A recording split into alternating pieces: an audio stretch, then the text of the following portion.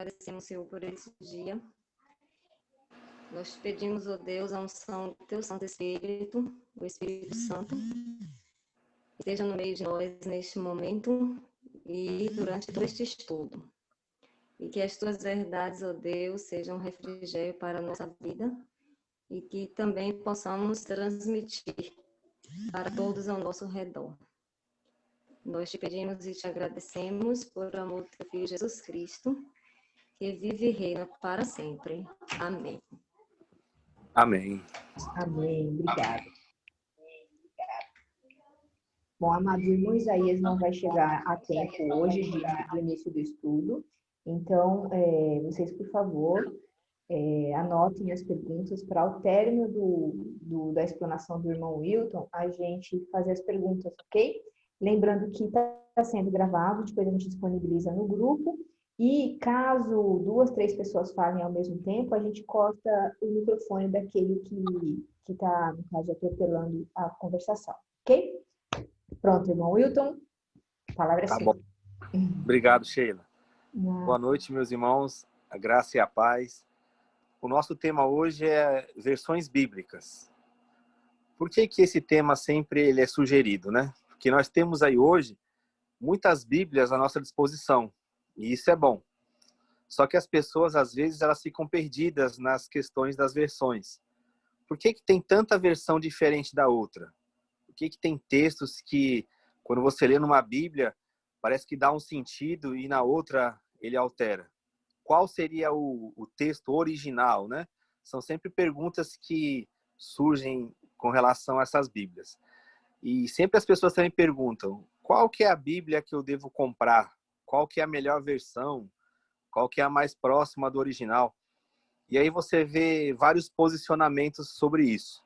Você vai ver gente que indica sempre que a pessoa utilize o máximo de versões possíveis, né? É a favor assim da divulgação de muitas versões, e outros, assim, do outro lado, bem extremistas, que só aceitam uma versão e dizem que se a pessoa não tiver aquela versão bíblica, ela não tem nem a palavra de Deus em si. A gente tem vários grupos aí que trabalham dessa forma. Então é um tema que sempre surge. Eu já falei algumas vezes nos seminários acerca disso, e a gente vai ver algumas considerações sobre esses textos. Então hoje eu vou tentar ir mais calmo para vocês poderem acompanhar na Bíblia de vocês, para a gente trocar ideias acerca dos textos que eu vou citar aqui.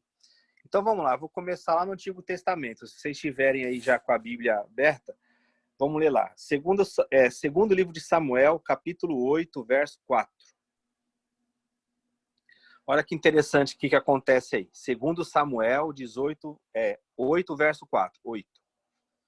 Aí, se você observar na sua versão, fique tranquilo. Se você não puder acompanhar aí na Bíblia ou tiver com alguma dificuldade com o texto, não tem problema. Eu fiz uma apresentação, depois eu vou encaminhar para vocês.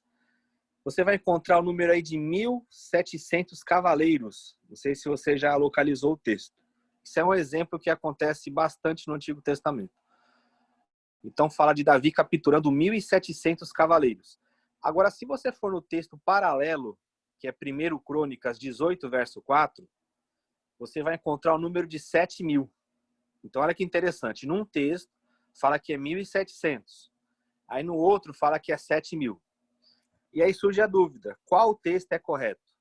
Né? Qual o texto que apresenta o número que a gente deva ler? Então, é uma passagem paralela, ou seja, é o mesmo evento, só que ele descreve números diferentes.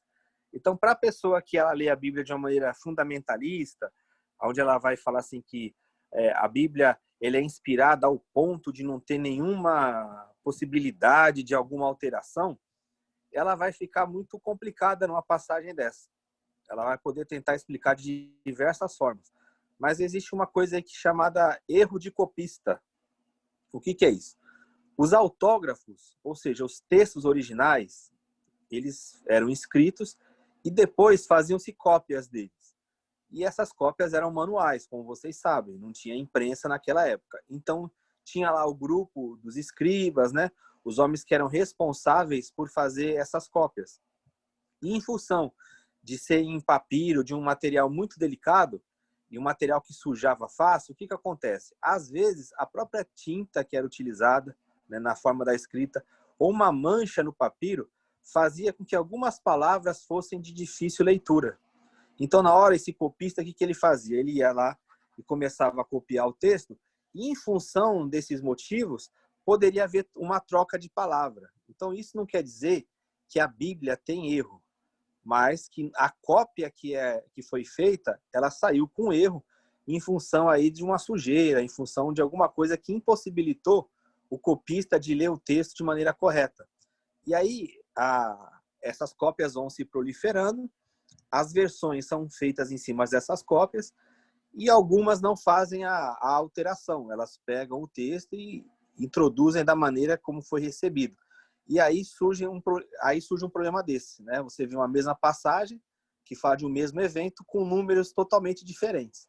São números que são totalmente diferentes para nós na língua portuguesa, mas na língua hebraica, por exemplo, um ponto que você vê lá de diferença, ele já altera significativamente o valor.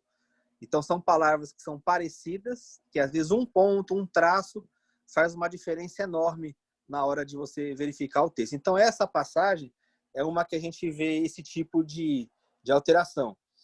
Olha que outra passagem interessante. Eu estou citando alguns exemplos para vocês verem como que a gente deve trabalhar esses textos paralelos. Segundo Samuel, capítulo 24, verso 1. É outro texto antigo. Segundo Samuel 24, 1. O que vai declarar nesse texto aí? Aquela questão de Davi, né? Que ele vai fazer o censo.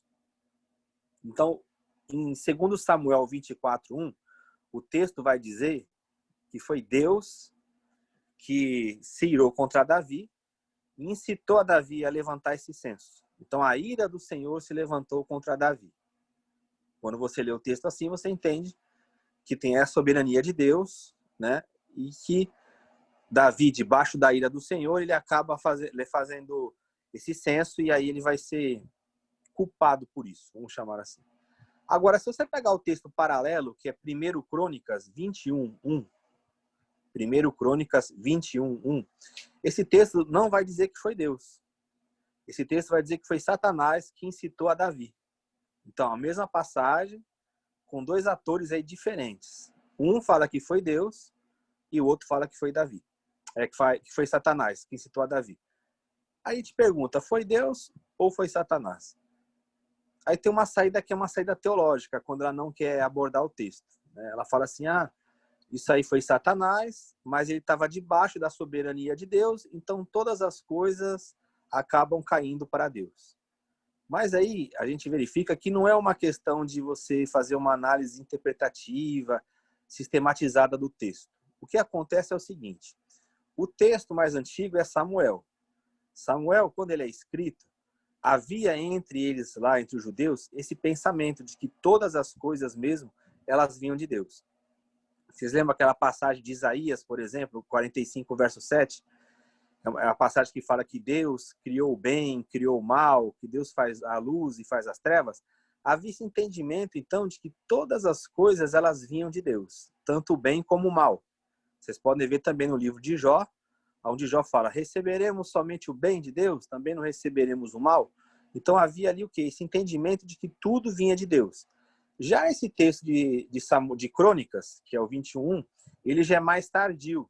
Então, quando ele é escrito, a concepção do povo judeu já havia tomado outro patamar. E já tinha uma compreensão mais elevada acerca dessa questão, vamos chamar assim, da questão da espiritualidade. Isso ocorre depois do cativeiro babilônico, quando eles vão ter contato com esse tipo de manifestação espiritual, onde contempla, vamos chamar assim, a ação maligna contra os propósitos de Deus, ou até às vezes mesmo atingindo os propósitos de Deus debaixo da sua soberania. Então a gente tem que saber fazer essa leitura temporal, né? Um texto é muito antigo, então ele retrata uma visão do que o povo tinha na época, e tem um texto mais tardio, que ele também vai contemplar segundo o entendimento que eles tinham. Por exemplo, as questões das doenças no Novo Testamento. Se você pegar para verificar, há doenças ali que são atribuídas a espíritos de enfermidade. Por quê? Porque não havia uma compreensão médica como nós temos hoje.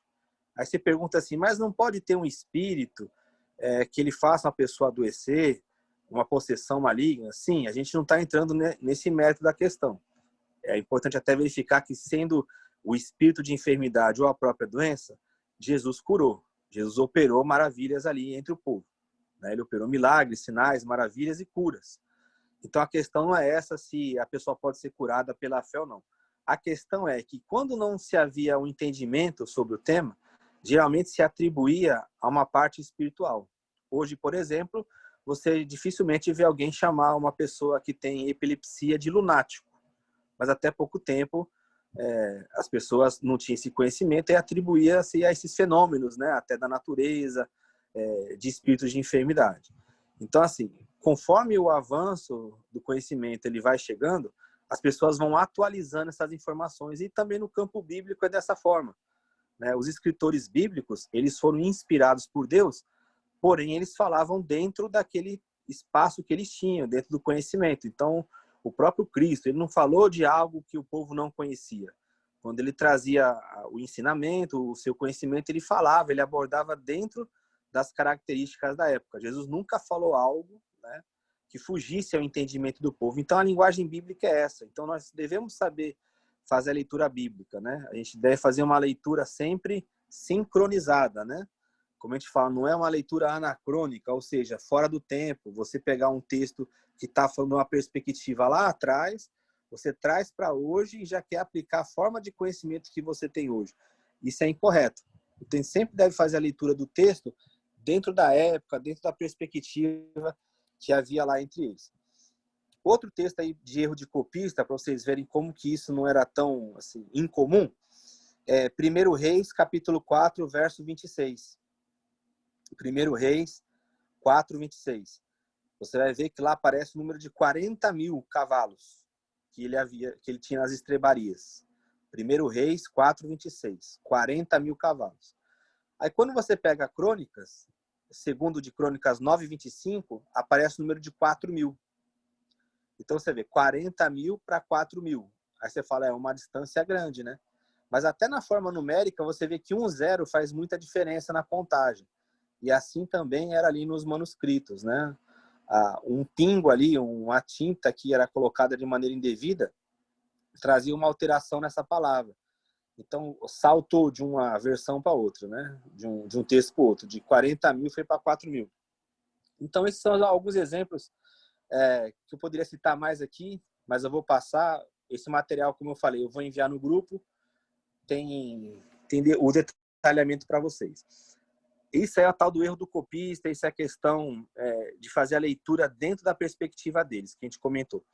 Agora, tem uma outra perspectiva, e essa é a que a gente vai se deter um pouco mais aqui, que é qual? É o uso das versões bíblicas. Agora, são passagens que estão no mesmo livro, né? Que é a mesma passagem. Eu vou pegar aqui alguns exemplos do Novo Testamento, mas que, dependendo da versão, o significado ele altera ou de uma maneira assim pequena, ou às vezes tem uma grande modificação. E isso já é mais complicado, né? Isso não é uma questão apenas de um erro de copista, como a gente viu nos textos do Antigo Testamento. Aqui é uma questão de opção por tradução. E aqui a gente vai ver que existem exemplos claros aqui para vocês. Vamos lá, Mateus capítulo 6, verso 4. Sermão do Monte. Vamos pegar aqui. Isso aqui é uma coisa que não vai alterar o significado espiritual, não vai mexer com a salvação de ninguém. Aqui é uma coisa técnica, né, que nós estamos tratando. Mas para vocês verem como que tem pequenos detalhes que alteram o sentido do texto. Por exemplo, qual que é a última palavra que aparece na versão de vocês aí? Mateus 6, verso 4. Eu creio que a maioria aparece assim a palavra recompensará. Vê na sua, Sheila, se aparece no final recompensará. Mateus 6, verso 4.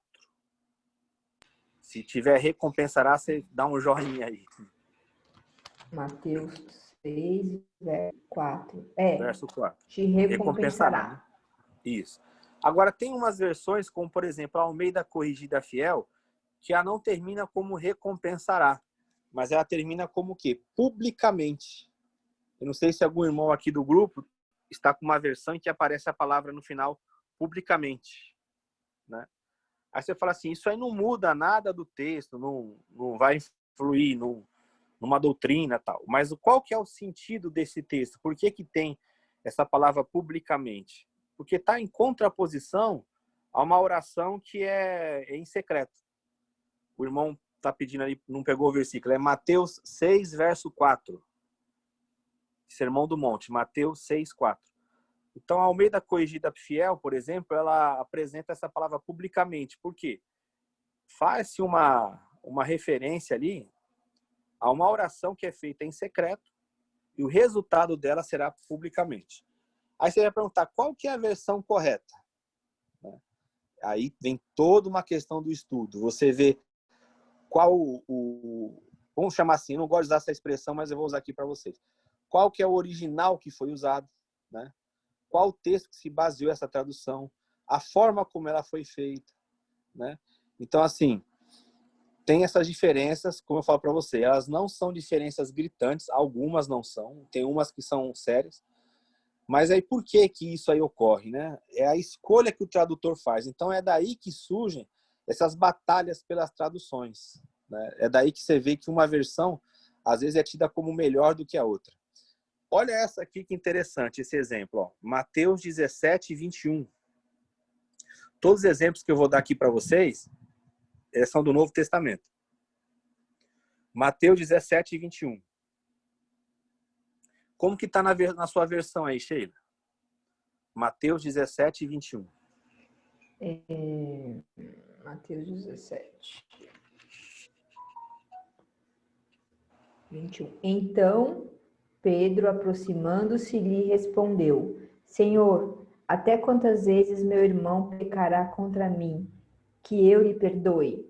Até 7 vezes? 17 Respondeu-lhe e 21? Jesus. É isso? Ai, não, desculpa, estou no 18. Ah. Oh, meu Deus do céu, vamos lá, 17, 21, perdão. 17, 21. Aí tá aqui entre colchetes. Isso.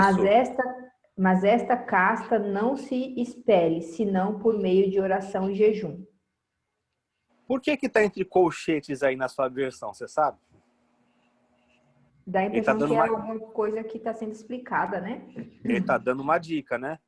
Então, o que Uhum. acontece? Em algumas versões, não aparece essa expressão.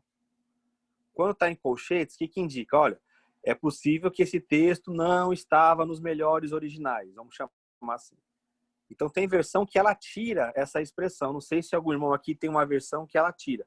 A da Sheila não tirou, mas colocou o quê? Entre parênteses. Então, ela está indicando assim para você que está lendo. Ó, é algo que ou é uma explicação ou é algo que não é confiável, né? É um texto que não é que foi primeiramente aceito. Então vocês vão ver que aparece isso, né?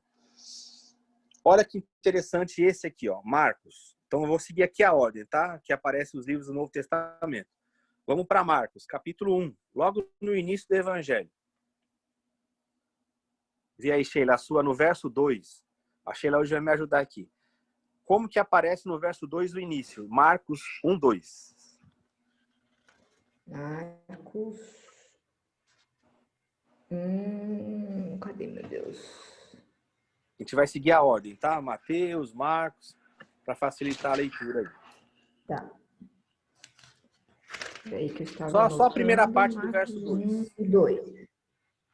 Conforme está escrito na profecia de Isaías. Tá bom, era isso aí que eu queria. Eis aí. Esse aí, Sheila. Uhum. Tá bom. Porque é o seguinte, ó, na versão dela tá assim, como está escrito no profeta Isaías. Aí quando você vai ler os dois textos que tem ali, não é somente o profeta Isaías. Você vai ler um texto do profeta Isaías e um texto do profeta Malaquias.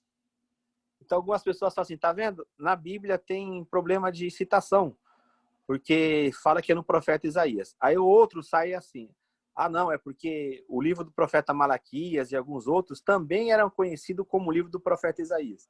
Só que essa informação não bate, né? Aí, se você pegar uma versão como a Almeida Corrigida Fiel, por exemplo, ela traduz assim, ó, como está escrito nos profetas. Ou seja, já dá uma abertura para você ler que não é somente no profeta Isaías. Volto a dizer para vocês, isso aqui não interfere nada na questão salvífica, não é algo que vai fazer com que você não entenda o texto. Mas a gente, quando trabalha tecnicamente o texto bíblico, a gente tem que verificar essas palavras. Então, dentro desse estudo de versões bíblicas, esses assuntos surgem, para você ver como que é feito isso. Então, em uma versão, aparece que é no livro do profeta Isaías, em outra versão, coloca nos profetas. E aí já abre um leque maior para você ler, porque, de fato, não é somente Isaías que está sendo citado ali. Está sendo citado Isaías e Malaquias. Olha que interessante é esse texto. Marcos 3,15. Marcos 3,15. Vê se na sua Bíblia, Sheila, aparece assim, ó. E para que tivessem o poder de curar enfermidades e expulsar os demônios. Aparece assim na sua? Não. A sua tirou curar enfermidades, né? E a exercer a autoridade de expelir demônios. Pois é, aí já é uma alteração um pouco mais séria, né? Porque o texto, em algumas versões, coloca isso, que Jesus ele ordenou, deu poder de eles curarem as enfermidades e expulsar os demônios. Aí, na maioria das versões, retiraram essa expressão curar as enfermidades. Aí você fala, mas por que faz isso, né? Por que se optem em tirar esse texto? Às vezes, quem está fazendo a tradução faz a tradução em função de uma crença que a pessoa tem, por incrível que pareça. Então você tem que ter muito cuidado, tem que saber de onde que a pessoa está traduzindo, né? Por isso que é importante o estudo das línguas originais da Bíblia, de conhecer as outras versões, da gente ter até acesso aos manuscritos, né? A gente não vai ter os originais, que ninguém tem. O original é aquele onde a pessoa escreveu, né? Vamos supor, onde Paulo escreveu. A gente não tem, a gente trabalha com cópias. Mas quanto mais cópias antigas nós trabalharmos, né? Os códices que nós chamamos, é melhor. Então você vê que aí já é uma alteração séria no texto. Excluiu algo que era muito importante naquela época, a questão da cura das enfermidades. Esse outro texto aqui é bem interessante, ó, Marcos 10, 24. Vamos ver se as versões mais modernas, como NVI, que é a nova versão internacional, Almeida século 21, elas não traduzem nesse texto, no meio deles, uma expressão que está escrito assim, ó, filhos, quão é difícil para os que confiam nas riquezas entrar no reino de Deus. Não sei como a sua taxa, ela já vai direto assim, filhos, como é difícil entrar no reino de Deus. 10:24, Marcos 10:24. Isso. O meu está assim, ó. Os discípulos estranharam estas palavras, mas Jesus insistiu em dizer-lhes, filhos, quão difícil é. Aí está entre colchetes. Ó, colchetes. Para os que confiam nas coisas entrar no reino de Deus. Então, se está entre colchetes, está indicando para você que é uma expressão que não é confiável, que ela precisa de uma informação. Outras versões já colocam o texto direto. E outras até tiram essa expressão aí. A sua, ela já é mais prudente, né? Ela não tira, mas ela dá uma informação para você verificar. Essa aqui já é algo que é bem interessante, que parece que não tem nenhum assim aspecto importante, mas tem. Nessa questão, por exemplo, da concepção virginal de Maria, da questão de Maria ser virgem, né? Quando ela teve Cristo. Porque, olha só, vamos lá, Lucas 2,43. Aí eu falo para você, o texto você vai entender, só que você tem que ver o que está por trás dessa tradução. Por que era colocado assim? Como que está na sua, Sheila? Terminados os dias da festa, ao regressarem, permaneceu o menino Jesus em Jerusalém, sem que seus pais o soubessem. Olha que interessante. Sem que os seus pais... Aí você pergunta assim, quem eram os pais de Jesus? José e Maria. Maria e José. Uhum. Ok. Tá, mas olha só essa versão, como que ela altera. Aí você vai falar assim, poxa, mas isso aí é importante. Isso é ser muito fundamentalista. Volto a dizer, isso é a questão de estudo técnico da Bíblia. Olha como que uma versão traduz esse texto. Ele fala assim, e regressando eles, terminados aqueles dias, ficou o menino Jesus em Jerusalém, e não o soube José, nem sua mãe. Você percebeu a diferença do texto? Por que que ele não fala assim, os seus pais? Por que que usa José e a sua mãe? Para dar ênfase que José não era o pai de Jesus, que ele era um pai adotivo. Porque Jesus era o filho de Deus, né? Então isso aí toca nessa questão da doutrina da virgindade de Maria e tal. Então você vê, você fala assim, mas isso aí é bobagem, né? Mas tudo tem um sentido de utilizar a tradução. Pode parecer assim que você vai entender o texto e tal, mas quando tem uma versão que diferencia tanto uma da outra, você tem que fazer um questionamento pro texto, né? Então, algumas versões não chamam seus pais. Prefere colocar o texto lá como José e nem sua mãe. João 3,13. Esse aqui é outro bem característico também, que causa alguma confusão. João 3,13. O início do Evangelho de João. Tá, só um minutinho. João 3, Vê como que 13. termina esse verso, Sheila. Vamos lá. O final do verso. Entre colchetes também. O Entre Filho do colchetes. Homem, entre colchetes, que está no céu. Olha que interessante. Tem versões que tiram esse que está no céu. Mas não é complicado de entender, porque é o seguinte. Quem é o Filho do Homem? É Jesus. E ele está no céu? Naquele momento, não. Ele está ali conversando com Nicodemos. Então, como é que o texto ele vai falar que o Filho do Homem está no céu, se ele está ali ao mesmo tempo, falando com Nicodemos? Então, isso aí trata de uma questão teológica também. Trata da questão do domínio que Jesus tem no céu e na terra. Por isso que alguns vê dificuldade na tradução, e aí tira esse texto ou coloca entre parênteses. Foi muito legal você ter essa versão, Sheila, que coloca o parênteses, porque aí é um exemplo bem claro mesmo da diferenciação. Esse aqui é bem legal também, ó, Atos dos Apóstolos. Aí depois de João vem Atos, capítulo 9, versículos 5 e 6. Esse aqui fala acerca da conversão de Saulo. Tem versículo, tem tradução que arranca quase esse texto todo. Vamos ver como está a sua aí, Sheila. 5 e 6, né? 9, 5 e 6. Ele Isso. perguntou, quem és tu, Senhor? E a resposta foi, eu sou Jesus, a quem tu persegues. Mas levanta-te, entra na cidade, onde te dirão o que te convém fazer. Tá bom aí, Sheila, tá bom. Olha que, não sei, na versão dos irmãos aí, na dela comeu todo o texto, né? Que é geralmente o que acontece na maioria das versões. Eu vou ler aqui para você ver, Sheila, a diferença que tá. Diz assim, ó. E ele lhe disse, quem és, Senhor? E disse o Senhor, eu sou Jesus a quem tu persegues. Até aí tá igual. Mas olha só o que tirou do texto. Duro é para ti recalcitrar contra os aguilhões. E ele, tremendo e atônito, disse, Senhor, o que queres que eu faça? E disse-lhe o Senhor, aí vem a versão sua, levanta-te e entra. Você vê o tamanho do texto que foi retirado aí? É uma expressão muito grande, né? Então, dependendo aí da versão que foi utilizada, perde-se muito do texto, né? Então, esse versículo aí é um exemplo muito interessante dessa questão. E aí também tem as confusões, né? Na leitura pública, na igreja, porque às vezes a pessoa que vai pregar, ela está usando um tipo de versão e a igreja está com uma outra. Aí a pessoa vai fazer a leitura num texto, e aí a pessoa fala, mas isso aqui não está escrito na minha Bíblia. Aí às vezes fica um pouco perdido. Primeiro aos Coríntios, aí na sequência, né? Romanos, aí vem primeiro aos Coríntios, capítulo 7, verso 5. Um conselho aí de Paulo acerca do casamento. Vai roubar uma expressão aí na maioria das versões, que essa expressão ela é sempre roubada.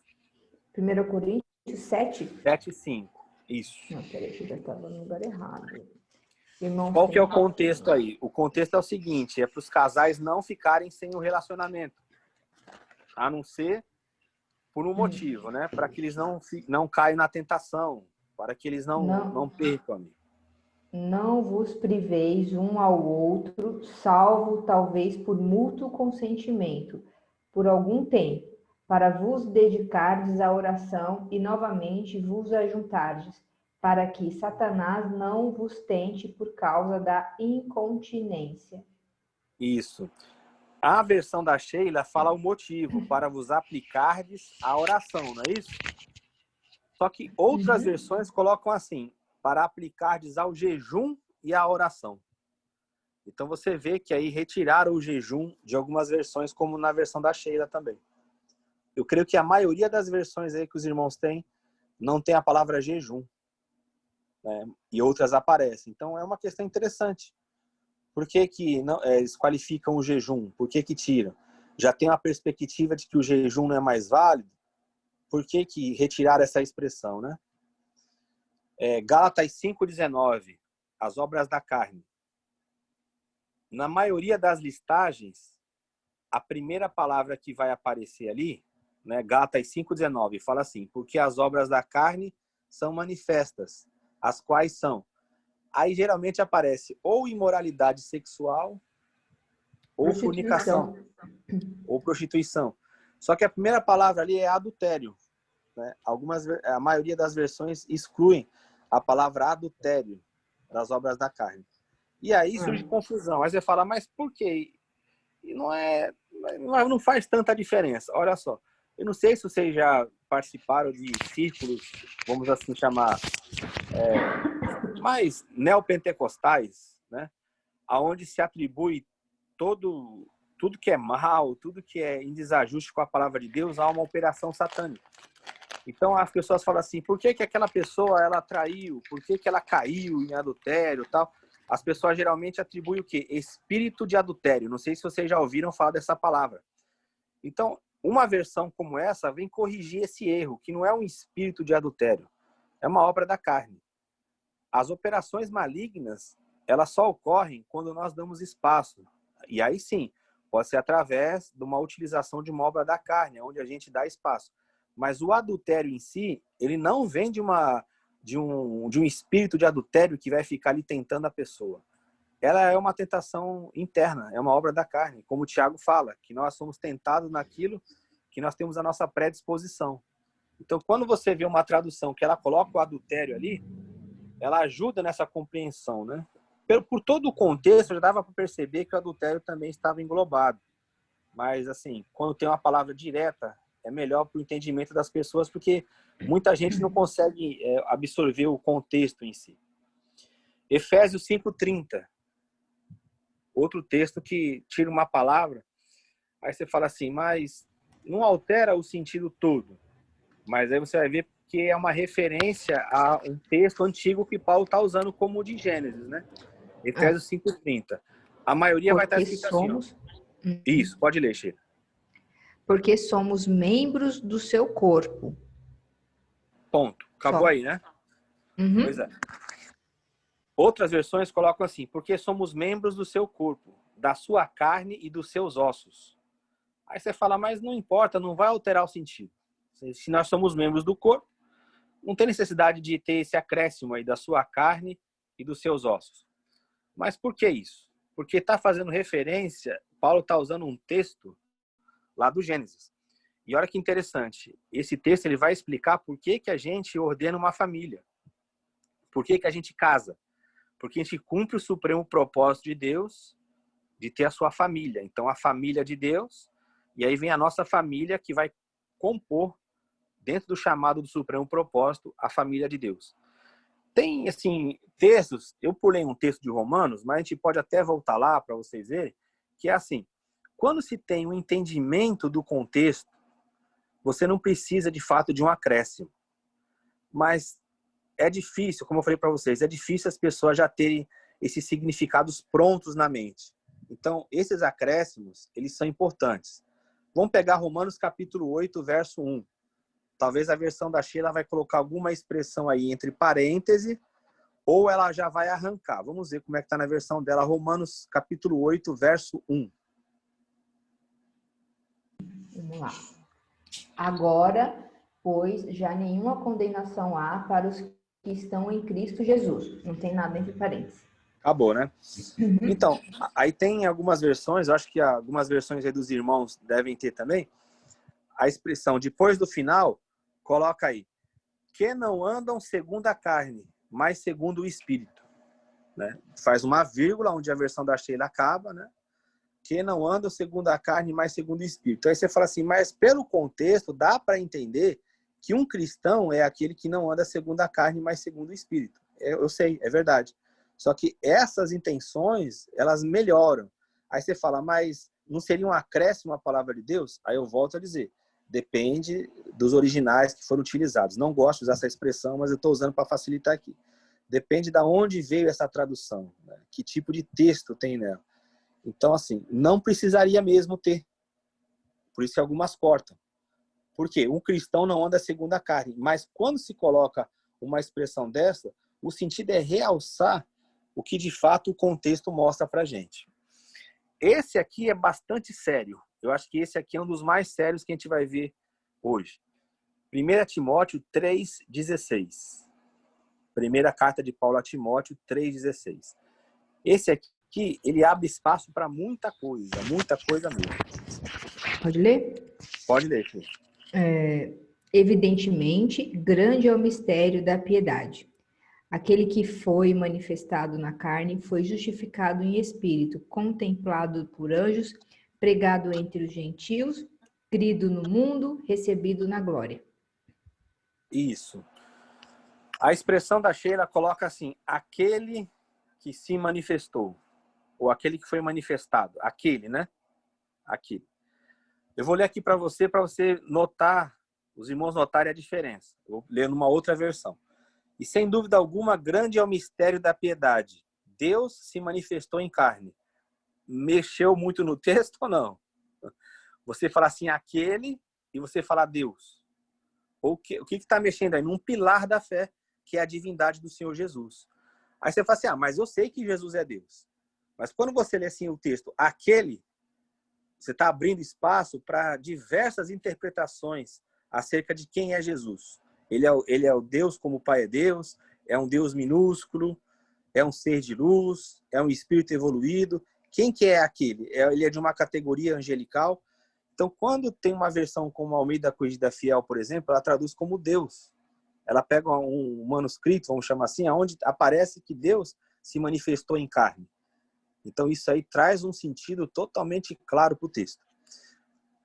O Zé Luiz, ele fez uma pergunta aqui no chat, né, acerca do capítulo 16 de Marcos. É bem interessante isso. É a questão do final do Evangelho de Marcos. Se vocês pegarem na Bíblia de vocês e ver no verso 8, nos manuscritos mais antigos, o Evangelho acabava aí. No versículo 8. Marcos, né, o Evangelho 16, no versículo 8. Aí o que acontece? Há esse acréscimo aí, do 9 em diante. Você pega até algumas bíblias de estudo, que elas colocam lá o texto entre parênteses, que ela explica no rodapé que esse texto não estava contemplado nos manuscritos mais antigos e que eles foram acrescentados ao longo do tempo. Então, é uma discussão teológica isso aí. Isso aí é algo que já vem de um grande debate, essa questão do final do Evangelho de Marcos. A pergunta era, por que então houve esse acréscimo, né? Os irmãos sabem que assim, os textos, eles não são de primeira mão, eles não são textos onde a pessoa já escrevia e já publicava. Os textos, eles passam pelas comunidades e tem acréscimos e tem redações que são feitas no texto. As comunidades, elas trabalham o texto. Isso não quer dizer que eles invalidam o texto, mas são textos que são utilizados segundo a necessidade que havia nas comunidades lá. Então, esse final de Marcos, ele é um texto que foi trabalhado pela comunidade e para que resolvesse algumas dúvidas que haviam lá, eles inseriram isso. Mas isso não quer dizer que essa passagem não existia, apenas que ela não estava contemplada na redação primária ou original. Existem alguns ditos de Jesus, né, aproveitando essa pergunta do Zé, que eles não estão no Evangelho, mas que a gente sabe que Jesus falou. Mas você fala assim, como? Se a única fonte que nós utilizamos são os Evangelhos. O Novo Testamento, né, a gente está buscando aqui uma evidência interna, né, intrabíblica, dentro da Bíblia. O próprio Novo Testamento, ele dá exemplo disso. Nós vamos ler aí, Atos capítulo 20, verso 35. Atos 20, 35, vocês podem ver na Bíblia de vocês. Aí está o exemplo de um dito que nós sabemos que é do Senhor Jesus, mas que não estava registrado nos evangelhos, mas era um dito que circulava entre as comunidades lá. Porque Paulo vai fazer uso dele. Ele vai dizer que convém relembrar as palavras do Senhor Jesus. E aí ele vai falar o dito que é, né? Essa questão dos pobres, a questão de que é melhor coisa dar do que receber. Aí quando você vai procurar nos evangelhos, você não encontra isso. Aí você fala, ué, como é que Paulo sabia que Jesus tinha falado isso? Então a gente tem que lembrar o quê? Que havia alguns ditos lá que circulavam até de maneira escrita, isso aí não é impossível de ter acontecido, mas que não chegaram para nós, não entraram no cânon bíblico, né? Um exemplo claro disso, há uma explicação para isso. Você pode ver o Evangelho de Lucas. Quando Lucas ele vai iniciar o evangelho dele, no capítulo 1, os primeiros 4 versículos, ele fala que se empenhou em fazer algo que muitas pessoas já estavam fazendo. Só que ele trouxe um rigor maior. Ele foi fazer uma pesquisa mais abrangente. Ou seja, já haviam outros escritos, outros evangelhos, vamos chamar assim, circulando na época. E aí Lucas vai pegar várias fontes, né? Cita-se até que ele fez o evangelho dele baseado principalmente no evangelho segundo Marcos e numa fonte chamada Fonte Kelly, né? Uma fonte que se andava por lá também, mas que não chegou até nós. Que seria assim os primeiros ditos de Jesus. Então vejam, o próprio Novo Testamento ele dá a base para nós dizermos que haviam outras falas, outros ditos que haviam escrito sobre o que o Senhor Jesus fez e falou. O próprio Evangelho de João vai dizer isso, que se colocasse ali no livro tudo que Jesus fez, não caberia nem nas bibliotecas do mundo, né? Uma linguagem hiperbólica para mostrar que eram muitos feitos. Então o Novo Testamento ele dá esse sentido. Então nós não podemos ficar assim, falando, meu Deus, mas tem coisas que Jesus falou e que não chegou. Teve bastante ensinamento e que a igreja vivia em função deles. Só que não coube a nós, não chegou a nós. Por quê? Os ditos e os escritos das igrejas atendiam às necessidades das comunidades. Então, assim, a gente tem sempre que lembrar isso. A Bíblia não foi escrita para nós, primeiramente. A Bíblia foi escrita lá para as comunidades, né? As cartas chegaram lá para as comunidades, e aí esses textos começavam a circular, e graças a Deus que eles chegaram até nós, né? Porque senão a gente não teria esse registro. A gente talvez teria outros registros, a gente teria através da tradição oral, e aí muita coisa seria perdida. Então, assim, a Bíblia não foi escrita primeiramente para nós. Quando você pegar o exemplar bíblico, você vai ler lá, Carta de Paulo aos Tessalonicenses. Aí você fala, eu não sou tessalonicense, mas graças a Deus que ela chegou. Então, a gente tem que fazer essa leitura. Então, essa pergunta que o Zé fez é uma pergunta que sempre é trazida também, né, nesses debates, essa parte final aí do Evangelho de Marcos. 1 de João, já no finalzinho lá da Bíblia. 1 de João 4, verso 3. Está acabando já, mais 2 textos a gente encerra. 1 de João 4, 3. Espera aí, Will, que eu estou achando aqui. Sim. 1 de João 4, verso 3. Vamos lá. E todo espírito que não confessa Jesus não procede de Deus. Pelo contrário. Sheila, essa parte aí mesmo. Olha só, na dela vai direto também. Tem outras versões que colocam assim, ó. E todo espírito que não confessa que Jesus Cristo veio em carne não é de Deus. Por quê? Aí havia todo aquele embate contra os gnósticos, né, que negavam a manifestação física de Cristo, a encarnação. Então, esse escrito ele está sendo dado lá para as comunidades, combatendo o falso ensino gnóstico. Um dia, se o senhor permitir, a gente trabalha essa questão do gnosticismo na igreja primitiva. Então, essa tirada do texto aí, ela pode confundir muito, né? Como está na versão da Shê, que fala assim, todo espírito que não confessa Jesus não procede de Deus. Mas não confessa Jesus como? Porque os próprios espíritos malignos, né? Eles falam que Jesus é de Deus. Você pode ver no Novo Testamento, eles confessavam Cristo, né? Nós sabemos que tu és o Santo de Deus, que temos nós contigo, Jesus, Filho do Altíssimo. Aí nós temos que entender aí qual tipo de confissão que está nesse contexto. Aí quando você vê assim que Cristo Jesus veio em carne, aí você já percebe uma identidade acerca de qual tema que está sendo trabalhado lá. E mais um aqui. Então são vários exemplos, eu só selecionei alguns. Eu vou mandar para vocês, né, o estudo. É só para vocês verem como que a gente não pode fazer uma leitura fundamentalista da Bíblia, falar, meu Deus, e agora? Qual o texto que é certo? Porque a Bíblia não foi dada para isso, né? A Bíblia foi dada para que nós conheçamos Jesus e vivamos Cristo, né? Através do Espírito Santo. E não para que a gente seja especialista e questione os textos, mas só para vocês terem uma noção que tem diferença entre as versões. É Apocalipse 1:11, Sheila. Só um minutinho que eu vou pegar aqui.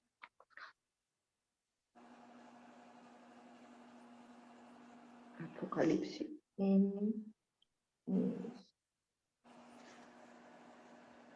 Tá me ouvindo, eu? Tô. Então, beleza. Ó, 1, 10, 11. Dizendo, o que vês, escreve em livro e manda às 7 igrejas. Éfeso, Esmirna, Pérgamo, Tiatira, Sardes, Filadélfia e Laodiceia. Isso. Olha só, a dela não contempla a identificação de quem está dizendo. Eu vou ler aqui para vocês uma que identifica. Diz assim, ó, que dizia, eu sou o alfa e o ômega, o princípio e o derradeiro. Então, ou seja, há uma identificação aí, principalmente com a questão de Deus no Antigo Testamento, né? Então, está se fazendo uma identificação aqui, que Jesus é o Yahvé, é o Deus do Antigo Testamento, né? É ele que fala com as igrejas. Então, quando tira essa identidade, você fala assim, não, mas nós sabemos que Jesus é Deus. Só que isso é muito importante nas igrejas primitivas, o texto que aparecia assim, né? É importante esses textos. A gente não pode contar com o nosso conhecimento para falar, não, mas eu sei, isso aí não altera nada o meu entendimento. Mas é importante constar no texto. É importante nós termos evidências bíblicas para nós formularmos a nossa fé, né? Para nós termos aí mais textos que colaboram com o entendimento, vamos chamar assim, ortodoxo. Então, por um lado, a gente não pode ser fundamentalista ao ler a Bíblia, senão a gente perde a essência do texto, a gente fica igual aos fariseus, querendo pegar vírgula, ponto para combater e condenar as pessoas, mas também nós não podemos abrir mão de umas passagens que elas tocam no ponto fundamental da fé e questionar por que essas versões alteram tanto, qual que é o intento do tradutor ou da sociedade bíblica que traduziu o texto, e aí a gente vai conseguindo ter um aprimoramento do texto. Umas versões são excelentes, tem assim, versões que pegam a essência do texto e traduzem de uma maneira mais fácil de entender. Eu sempre cito para vocês a questão de Mateus 24, verso 3, na Bíblia de Jerusalém. A Bíblia de Jerusalém é uma ótima Bíblia, da editora Paulus, né? A Bíblia Teb, que agora foi relançada na 3ª edição, vem aí muito boa. Tem Bíblias excelentes. Essa questão de Mateus 24, 3, na Bíblia de Jerusalém, ela altera totalmente o sentido, ajudando na compreensão do leitor, né? Você pode ver aí na sua Bíblia. Geralmente, Mateus 24, 3 termina dizendo ou o fim do mundo, ou o fim, a consumação dos séculos. Aí a Bíblia de Jerusalém traduz como o fim desta época. Aí fica mais fácil de entender o que o contexto vai dizer. O contexto vai dizer do fim ali da destruição de Jerusalém e do templo. Não está falando do fim do planeta, do universo. Só que como a pessoa geralmente pega o texto isolado, ela pega o Mateus 24, 3 e ela vai lá e vê fim do mundo e ela entende que fim do mundo é o fim do planeta. E aí ela faz uma confusão nesse dito de Jesus que a gente vê que é perpetuado até hoje em muitas igrejas. As pessoas fazem a leitura de Mateus 24 apontando para o nosso futuro e não dentro do contexto ali que havia sido escrito. Então, a questão das versões bíblicas é uma questão muito interessante que a gente deve sempre estar debruçando aí para aprender, para estudar. Tá contigo aí, Sheila.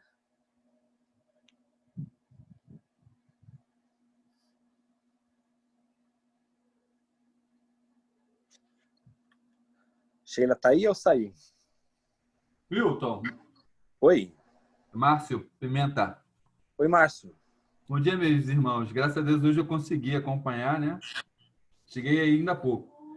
Sim. Mas todos os textos que o irmão compartilhou, eu tenho a versão aquela ACF, que não abandona, tá velhinha ela. Sim. ACF, e tem todos eles certinhos, conforme você mencionou, o texto completo. Eu gosto muito dessa versão e indico também para os irmãos que não têm, né? Não sei se o irmão já indicou.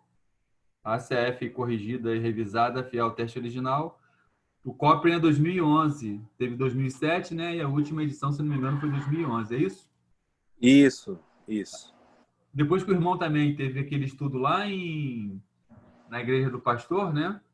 Sim, Eu passei a utilizar ela. Tá velhinha, mas eu não abandono. Muito boa. sim. Para falar assim, a ACF não tem nenhum erro, né? Não tem nenhuma Não, tem. polêmica. Ela, a mais nova, naquela passagem lá de Isaías, traduz Lúcifer, né? Coloca lá, ao invés de Estrela da Manhã, segue a Vulgata. Aí coloca Lúcifer. Aí também dá polêmica. Então, assim, é sempre bom a gente ter várias versões bíblicas, com certeza. É sempre bom comparar os textos, né? Tem versões que elas alteram demais, até o sentido. Elas tentam trazer uma linguagem de hoje, mas elas acabam perdendo muito, né? E sempre falando. A Bíblia foi escrita lá atrás, lá na linguagem deles. Então, a gente tem que entender lá. É lógico que qualquer processo de aproximação, né, de trazer para a nossa linguagem de hoje é válido para a gente entender, principalmente o novo convertido. Agora, quando mexe muito no texto, acaba perdendo informações importantes. Então, isso é meio perigoso. Você já teve acesso a essa terceira versão da TEB? Estão falando que não está muito boa, mas você já teve acesso? Peraí. Aqui, ó. Já? Que benção, hein? Ainda... O que você achou dela? Já deu uma folheada? Muito boa. Muito boa, né? Muito boa. Ela tem alguns livros a mais, né? Não somente aqueles clássicos que toda a Bíblia Católica tem, mas ela acrescenta mais livros.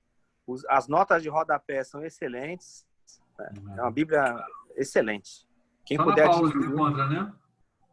Ela é da Loyola, né? Ah, da Loyola? É da Loyola.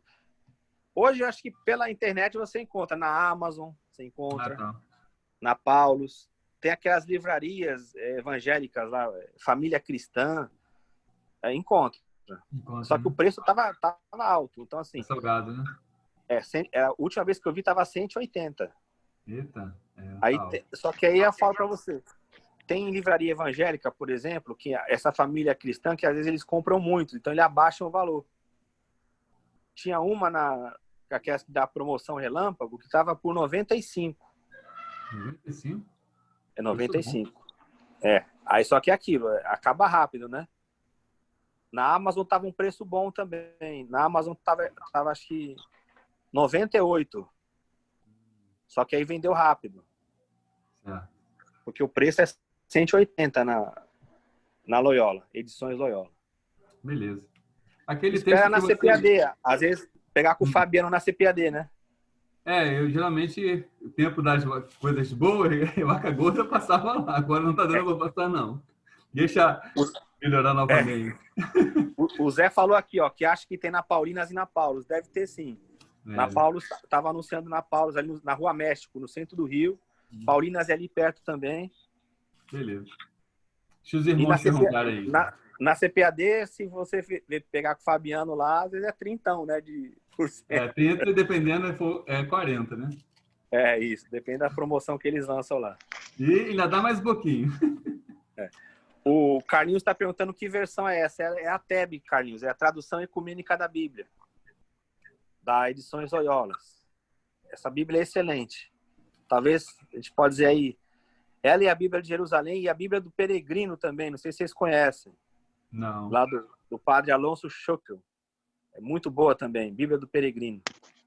Will, só por curiosidade aí, para quem não sabe, em que número que tá a sua coleção de Bíblias? Porque, gente, a última vez que eu falei com ele, eu não sei exatamente, mas beirava as 300.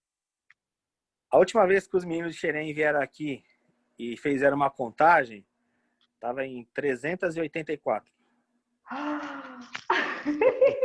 Meu Deus, já contabilizou essa TEB que acha não, que não. Então, não. 385. Eles vieram aqui faz um ano, tem mais ainda. Misericórdia! E o legal, agora assim, curiosidade minha, talvez as pessoas também tenham essa curiosidade. Como que a gente identifica, Will, uma Zé. Bíblia que seja evangélica de uma Bíblia que é católica? Claro que tem alguns livros a mais, etc. e tal, mas tem geralmente no índice, no começo da Bíblia, explicando essa Bíblia é de católico, apostólico romano, como que é? Pelas editoras, né, Che? Você pode ver que, por exemplo, as Bíblias que são comercializadas na Paulus, na Paulinas, na Loyola, na Vozes, geralmente são Bíblias católicas, né? Que tem os livros a mais do Antigo Testamento. No campo teológico, isso já está caindo por terra, essa diferenciação. Para quem faz teologia, para quem se dedica ao estudo da Escritura mesmo, já não faz essa diferenciação, prefere até as Bíblias católicas. Porque a gente precisa ser sincero, né? Os católicos eles tiveram maior isenção nos textos. Porque o que pega nas nossas Bíblias? Não é o texto em si, mas são os comentários, as notas de rodapé. Então, quando você trabalha com uma Bíblia que nessa TEB, que é ecumênica, então ela tem uma equipe que foi protestante e uma equipe católica que trabalharam nela. Assim como a Jerusalém também. Foi uma equipe que tinha católicos e protestantes. Elas são Bíblias técnicas, elas não estão preocupadas em defender a sua posição. É lógico que vai ter uma coisa ou outra que o comentário lá vai explicar e vai direcionar para um lado, mas ele avisa. Agora, tem Bíblias de nota de rodapé que você vê que é uma defesa doutrinária, onde ela induz a pessoa a crer conforme a igreja, a denominação que ela esteja inserida. Mas, geralmente, Sheila, é só você ver aqueles livros que são acrescidos no Antigo Testamento, né? São os livros a mais que tem na Bíblia Católica. Então, são Bíblias clássicas, né? Essa que eu falei para você, Bíblia de Jerusalém, Tradução Ecumênica da Bíblia, Bíblia do Peregrino, o Zé que sabe, eu esqueci o nome lá do tradutor, era o padre Soares Matos, né? Soares de Matos, é uma Bíblia católica também. Então, assim, para o estudo teológico, não conta muito, né? Não tem mais essa separação, mas no dia a dia tem. Se você for lá, na igreja evangélica, você vai ver, vai ser uma Bíblia direcionada para os evangélicos. O Zé falou assim que falta a cópita ainda. Quando eu for em São Paulo, eu vou tentar pegar ela lá. Ah, é? Irmãos, vão fazendo perguntas aí que eu estou tossindo e o irmão Isaías não está aqui, mas participem, por favor. E enquanto vocês não participam, eu também queria saber de você. O que você acha? Assim, eu observo muito que os pastores gostam daquelas Bíblias de linguagem rebuscada. Né? Aquela linguagem que dá a sensação de que ela é mais antiga, que ela é mais séria. E às vezes ele lê e você não entende nada do que ele leu, porque eu sou assim, eu bloqueio, eu falo, gente, o que significa aquela palavra? Eu bloqueio, sabe? Não consigo entender mais nada. E hoje em dia tem também a Bíblia da mulher, Bíblia do adolescente, tem tudo quanto é tipo de Bíblia, né? E eu acho que essas Bíblias vão perdendo mais ainda a essência. Você também tem essa sensação ou não? Depende da editora, que é uma editora mais séria ou não? O que você acha? Isso aí a gente não pode negar, né, Che, que vem para atender os nichos. Então tem a parte comercial nisso aí também, sem dúvida alguma, né? Antigamente era aquela Bíblia preta, de capa preta, com as bordas rosa, né? Lembra? Aquele papel meio grosso, então era até difícil a leitura, aquela impressão horrível que tinha do papel, né? Difícil ler aquilo. Aí depois você já pega uma Bíblia de Jerusalém, por exemplo, que o papel é mais amarelado, que facilita a leitura. Então teve os avanços. Agora, na questão da linguagem, é lógico, a gente tem que contextualizar, sem dúvida. Tem palavras hoje que já não cabem mais para nós. Mas o problema, Xê, é que às vezes eles mudam muito para atender esses públicos. Você quer ver um problema? Eu vou mexer aqui numa área polêmica agora, quer ver? Veja aí na sua Bíblia, 1 aos Coríntios 6, verso 9. Vou pegar agora aqui uma bomba. Espera aí que eu vou achar aqui. 1 aos Coríntios Pode 6, ler, irmão. Irmão, se o irmão já achou, pode ler. Quem tivesse a NVI aí, que ia ajudar legal. A NVI é bacana nisso aí, pra gente estudar. Cadê 1 aos Coríntios 6, 9. O que eu tô achando aqui? É uma lista que vai falar das pessoas que ficarão de fora do reino, né? É uma lista dos excludentes, onde Paulo fala dos que vão ficar de fora. Se você observar aí, essa questão da tradução, é bem interessante. Porque Vamos lá, vai lendo aí devagarzinho, por favor. As pessoas que vão ficar de fora. Em 1 Coríntios 6:9. Ou não sabeis que os injustos não herdarão o reino de Deus? Não Vamos vos devagar agora. enganei. Tá. Vai. Nem impuros, nem Ó. idólatras, nem adúlteros, nem efeminados. Essa é a próxima. Efeminados. Nem sodomitas. Pronto, essas duas palavras. Aí quando você lê efeminados e sodomitas, o que você entende? Que efeminado é o homem que tem os trejeitos que a gente fala, né? Isso. O boiolado, que o pessoal fala. Uhum. E o sodomita é o que tem relações sexuais não convencionais. Ou seja, vamos chamar de homossexual, vamos para resumir, para não criar muita polêmica. Uhum. Só que é o seguinte, que palavras são essas na sua língua original? Aí se você pegar, por exemplo, a NVI, que é a nova versão internacional, ela traduz assim essas duas palavras, homossexuais ativos e homossexuais passivos. Aí você fala, era isso que o autor tinha em mente quando ele escreveu lá? Aí você fala assim, então, mas quais são as palavras? Aí que fica mais difícil. Por quê? São duas palavras gregas, né? Chama malakoi e arsenokoitai. Malakoi e arsenokoitai. Aí você fala, o que significa malakoi? Aí malakoi aparece uma única vez na Bíblia, ao lado dessa expressão que aparece aí nesse verso. Que é lá quando Jesus está falando de João Batista. Jesus pergunta assim, o que vocês foram ver no deserto? O homem vestido com vestes finas, com vestes delicadas? A palavra fina e delicada ali, né, é malakoi. E a palavra arsenokoitai é difícil, porque essa palavra não aparece uma outra vez na Bíblia e não aparece em nenhum texto famoso do grego. Então, é uma palavra que eles conheciam lá, mas que a gente não chegou até nós em nenhum outro texto. Aí fica difícil ter o entendimento. Aí você pega, por exemplo, o pessoal, vamos chamar assim, da teologia gay. Não estou discriminando nada, estou falando porque eu já conversei com eles e eu tenho a Bíblia deles aqui. Posso até pegar depois para vocês darem uma olhada. Já deve ter uma palestra sobre isso, não sei se... Acho que o Carlinhos aqui estava nessa palestra, o Márcio, não sei se eles lembram. Eu levei o material deles e ia até levar um rapaz que é defensor da teologia gay para ele falar lá. Eles interpretam esses textos e eles vão dizer que esses textos não têm nada a ver com o conceito homossexual que nós temos hoje. Eles vão dizer que o malakoi seria um menino que ele andava junto lá com os filósofos, com os mestres da época e que era abusado por esses mestres. Então, era um menino que servia ali de companheiro, né? E o arsenokoitai não seria um homossexual ativo, mas seria o cafetão. Seria o homem que distribuía esses meninos lá pela Grécia.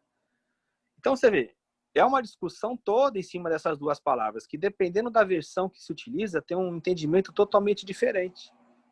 Então, para você ver como que o processo de tradução, o processo da escolha das palavras não é tão simples. Ele tem que se basear em várias coisas. Então, o que será que Paulo está falando isso aí? O que é esse malakoi? O que é esse arsenokoitai? Aí as pessoas, o tradutor lá, ele tem que escolher uma palavra. Aí, às vezes, ele escolhe uma palavra, ele coloca lá e ela fica perpetualizada, ela fica eternizada nas versões. Só que aí você pergunta, é isso mesmo que o texto está dizendo? Quem conhece a linguagem original vai confirmar isso? Nem todo mundo tem acesso. As pessoas mal leem a Bíblia na língua portuguesa, né? Então, não é tão simples, Sheila, buscar essas traduções, né? Buscar essas palavras. Esse é um exemplo clássico desse debate que tem. O que vem a ser o malakoi e arsenokoitai? Aí, quando você vai na internet, são debates assim, intermináveis acerca dessas palavras. Então, para você ver como que é importante o conhecimento do contexto, né? Exato. Mas, pelo que você me explicou, não se sabe a tradução exata dessas palavras, porque não tem outras vezes na Bíblia. Então, também fica num buraco negro, assim, no né? Impasse, fica no impasse. Como, por exemplo, a palavra cães também. Se você pegar lá em Apocalipse, diz assim, ficarão de fora os cães. É lógico que não está falando de cachorro, né? Está falando de qualificação de pessoas como cães. Aí, esse cães, ele aparece em outros textos. Só que nos textos que aparece, ele aparece como os falsos obreiros, né? Os judaizantes que iam lá perturbar as igrejas. Só que se você pegar no conceito tradicional lá de Apocalipse, da tradução, por incrível que pareça, eu já vi palestrantes e pessoas assim de muito conhecimento bíblico, né? Que traduz cães ali como pessoas que praticam sexo anal. Aí você fala, mas da onde que a pessoa tirou essa expressão que cães é isso? E são pessoas que eu falo para você, não são pessoas ignorantes, não. São pessoas ali que trabalharam na composição da tradução do texto. Aí você vai questionar ele, ele fala assim, não, isso aí era um conceito que tinha na época. Aí você fala, quem? Qual a fonte? Né? Então fica difícil, porque o cara é uma sumidade. Aí o cara solta aquilo, aí passa batido, né? Gente, perguntam. Cadê? Ninguém está perguntando aí no escrito, eu que estou no celular, não estou enxergando. Não, o Zé que colocou aí. Tutti tradutor, tutti tradutore. São todos tradutores, Outra pergunta, já que ninguém pergunta, eu tô de irmão Isaías hoje, gente, vou Tá de perguntar. Isaías Já tirei umas 13 perguntas da cartola, agora vai a 14ª. Você Sim. falou assim que você não gosta da palavra originais, mas Isso. como a gente que não estuda hebraico, aramaico, nem outros idiomas, ter acesso a traduções mais fiéis, digamos assim, dos originais. Tem alguma que você indica? Então, Sheila, é porque assim, nós não temos os originais hoje mais. Eles se perderam. O que nós temos são as cópias, né? O original que a gente fala... Peraí, deixa eu só responder um negócio aqui que o irmão Jorge está perguntando de 2 Samuel. Né? O texto lá, se é 15... Tá. Irmão Jorge, eu vou passar no grupo lá o PDF com as explicações, tá? De todas as passagens que eu citei, eu vou mandar lá pro irmão lá, tá bom? Então, depois lá no grupo eu mando para vocês vão ter acesso ali a todo o material. O Zé também explicou aí no grupo o que significa que todo tradutor é traidor, é verdade, porque ele traduz segundo a visão dele. Então vamos voltar. Então, Sheila, a gente não tem os originais hoje, por isso que eu não gosto de usar essa expressão, segundo os originais. Você pergunta qual é o original? Ninguém tem mais isso. O que nós temos são as cópias. O que a gente pode dizer é a questão das línguas originais em que essas cartas, essas epístolas, a Bíblia foi escrita, que é a questão do hebraico, o aramaico e o grego, né? Então, assim, qual versão que você vê? Depende muito do texto que foi utilizado. Uma boa versão é essa que o Márcio citou aqui, das protestantes. Uma boa versão é Almeida Corrigida Fiel. Ela não é da Sociedade Bíblica do Brasil, ela é da SBTB, Sociedade Bíblica Trinitariana do Brasil. Essa sociedade só trabalha com essa versão. Se você for lá, na loja deles só tem essa ACF, é Almeida Corrigida Fiel. Ela é uma boa versão protestante. Ela é bem rigorosa. Então, ela é uma boa. Das versões católicas, você tem algumas que são excelentes para o estudo teológico. A Bíblia de Jerusalém, a Bíblia do Peregrino, essa TEB que eu citei aqui. Então, assim, como você frequenta uma igreja evangélica, eu sugiro essa versão mais clássica para você. E tem uma outra que você pode comparar, que ela recebe muitas críticas, mas ela também passou por grandes estudiosos, que é a NVI, que é a Nova Versão Internacional. Essas versões são boas. Está chegando uma nova aí que chama NVT, Nova Versão Transformadora, né? Mas ela ainda é pouco conhecida, ela é nova. Então, das mais consagradas, você pode usar essa ACF, que é Almeida Corrigida Fiel. Ela não é cara, não, dependendo do tipo de Bíblia que você vai comprar. Se for uma Bíblia simples, você encontra até por R$10 essa versão. Tem umas que são 150, quando é de couro legítimo, né? Dependendo da capa. E a NVI também, que é fácil você achar essas versões. O irmão está perguntando da Bíblia Peshitta. Eu tenho ela aqui. Quer ver? Deixa eu pegar aqui. Irmão Isaías está na área. Irmão Isaías, faz pergunta, irmão Isaías. Ó, vocês estão vendo aqui? Sim. Peshitta. Dá para ver? Peshitta, né? Uhum. Então, o irmão perguntou acerca dela. Ó, eu estudei, eu li sobre ela, adquiri, vi os textos. Tem passagens interessantes que eles fazem correções. São interessantes.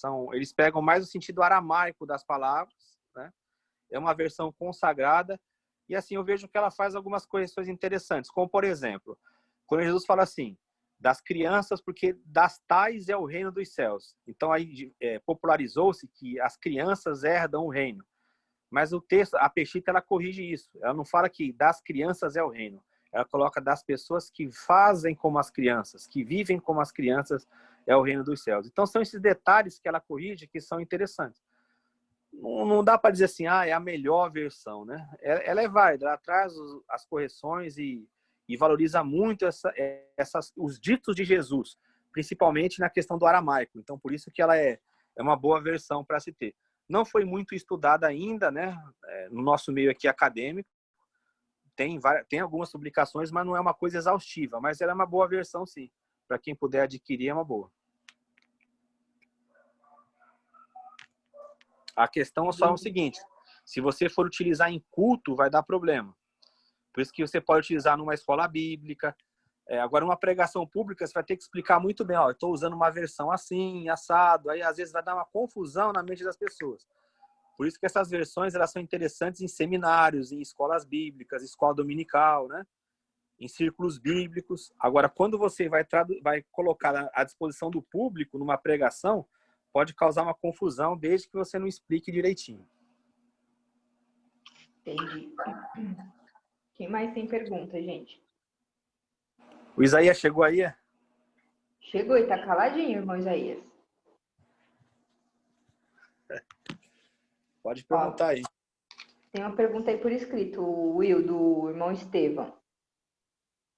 Deixa eu ver se eu consigo acessar aqui. Dentro dessas infinidades de versões, existe alguma que pode te afastar de Cristo ao invés de levar a Ele? Boa pergunta. Eu não diria assim, afastar de Cristo, né? Porque a gente não depende da literalidade da palavra. O que existem aí no mercado são versões que adulteram a palavra, mas aí não seriam nem essas versões que a gente está comentando aqui, que a gente poderia até abrir um leque nesse momento, que é, por exemplo, a tradução do Novo Mundo, que é a tradução das Testemunhas de Jeová. Mas ela não é uma tradução séria, né?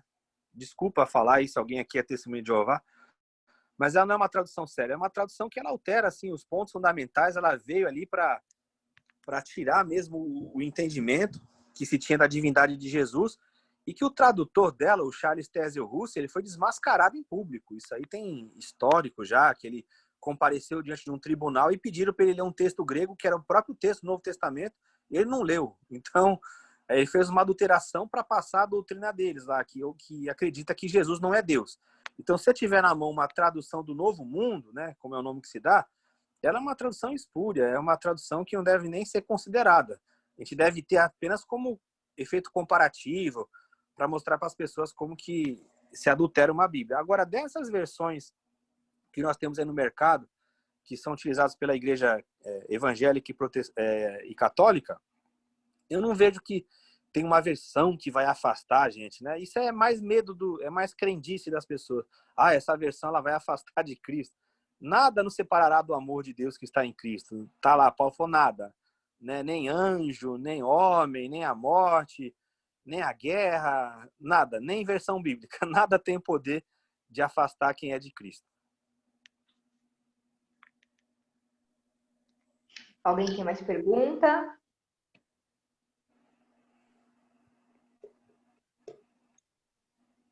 Cadê Isaías, Sheila? Eu tô na área aí. Muito bem. Acabou a reunião lá da igreja. Bênção pura. Seja muito bem-vindo. Eu fiz 13 perguntas que seriam suas, então o senhor precisa fazer 2 para completar as 15. Eu já tive esse estudo com o irmão Wilton um tempo atrás. Uhum. E eu eu creio com certeza que foi interessante e muito como é que eu vou usar a palavra? Surpresa, né, para muitos aqui o que foi aprendido aqui hoje, né? Porque as pessoas se surpreendem como eu me surpreendi a vez que eu tive esse estudo com o irmão Wilton. Entendeu? Mas eu não teria pergunta, porque talvez as perguntas que eu faria alguém já fez. Tá pintando pergunta aí do Jorge Assis, do pastor Jorge Assis. O pastor Jorge Assis está podendo falar hoje ou está só escrevendo? pessoal tá louco para ouvir a voz desse locutor aí, mas não consegue. Ele mandou Ele fez uma pergunta aí. pergunta. Isso. É questão de tradução, isso aí que ele perguntou. Eu vou mandar, junto desse estudo, eu vou mandar para vocês, que é uma coisa que vocês vão ficar fera, que chama assim, Manual de Dúvidas, Enigmas e, entre aspas, Contradição da Bíblia. Aí esse manual, ele trata de todas essas questões, de comparação de textos, que nem o irmão Jorge colocou aí, ó. Para quem não está vendo, eu vou ler para vocês que ele perguntou. Ele falou assim, em Mateus 1,16, relata que Jacó é o pai de José. E em Lucas 3,3 diz que é Eli. Como explicar isso? Então, esse tipo de pergunta é bem interessante porque faz uma comparação pura do texto, compara um texto com outro. E aí falei agora, são informações diferentes. Então, lembra, como eu disse para vocês, que na Bíblia, essa questão de genealogia, de números, eles não se preocupam em ser específicos. Eu vou dar um exemplo para você. Tem texto na Bíblia que vai dizer que o pai de Jacó é Abraão. Aí você fala assim, como? O pai de Jacó, quem é? É Isaac. Mas havia o costume lá de chamar o avô de pai. Então, o texto traduz lá, e o seu pai é Abraão, falando de Jacó. Aí você fala, não, mas traduziu errado, aqui tinha que ser Isaac. Isso aí é o nosso jeito de validar. Eles lá tinham essa nomenclatura. Então, muita coisa que vem assim, pai de fulano, na ascendência não é a ascendência direta. Pode ser uma ascendência acima, duas. Então, eles não têm essa preocupação na genealogia de escrever detalhadamente. E essa de Jesus, principalmente, ela trabalha com 42 posições, né? Que são 3 vezes 14, que tem toda uma simbologia aí, de Abraão até Davi, de Davi até Cristo, né? 14, 14, e aí vai chegar em Jesus. Então, eles têm muito essa questão da simbologia, eles não se preocupam com essas nomenclaturas. Você pode ver que alteram os nomes. O próprio nome do sogro de Moisés, ele é chamado de Jetro, depois ele tem outro nome. Então, essas questões, eu vou mandar também para vocês, nesse manual de dúvidas, enigmas e contradições. Lá o autor, ele cita todos esses casos da Bíblia que as pessoas usam geralmente para falar assim, a Bíblia tem erro, tá vendo? Porque num texto fala um nome, no outro texto fala outro.